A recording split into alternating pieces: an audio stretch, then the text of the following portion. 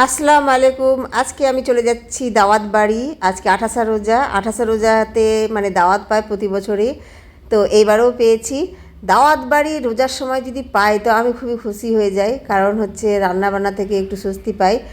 আর মহিলাদের তো জানেনই, রান্নাবান্না থেকে যদি স্বস্তি পাওয়া যায় তাহলে কতটা খুশি হয়। প্রত্যেকটা মহিলাই বোধহয় আমার মতো খুশি হয়। তবে যারা আমার মতো এইভাবে দাওয়াত পেলে খুশি হন অবশ্যই কিন্তু কমেন্ট করে জানাবেন। আর চলেন গাইস, এই তো মা বেটি দুজনে হেঁটে হেঁটে যাচ্ছি।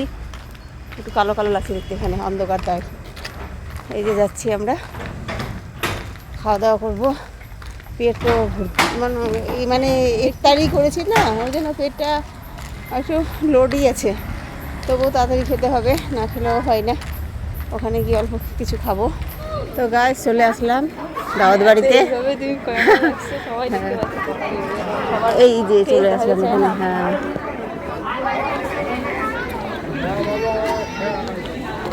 দাওয়াত বাড়িতে আসা মাত্রই আমাকে আমার মানে সম্পর্কের দেওর হয়, সেই দেওর এবং তার পরিবার ওয়েলকাম জানালো এবং আমাকে জিজ্ঞেস করছিল কেন তুমি ইফতারে আসোনি। আসলে আমি ইফতারে যেতে পারিনি। তো আমি কারণটা জানালাম যে ইফতারে কেন আসতে পারিনি। আসলে ইফতারের সময় আমার শরীরটা অসুস্থ অসুস্থ লাগছিল, ওই জন্য বাড়িতে ইফতারিটা করে নিয়েছি। এরপর আমরা বসেই ছিলাম, অনেক গল্প সল্প করলাম, খাওয়া দাওয়ার ওয়েট করছিলাম, কারণ একটা পর্ব চলছিল অলরেডি। সেই পর্বটা শেষ হওয়ার পরে আমরা সিট পেলাম খাওয়ার জন্য, আর বসেই আছি, অপেক্ষা করছি পাতা দিবে, তারপরে হচ্ছে খাবার দিবে। তো ওয়েট করার পর অবশেষে চলে আসলো পাতা, খাবার সবই আস্তে আস্তে এক এক করে চলে আসছে, খাবার দিচ্ছে। অনেক ধরনের আইটেম ছিল, সবগুলো আমি ভিডিও করতে পারিনি, যেগুলো করেছি সেগুলোই দেখাচ্ছি। ইফতারি করার পরে মানে 2 ঘন্টা পরেই বোধহয় আমি চলে এসেছি।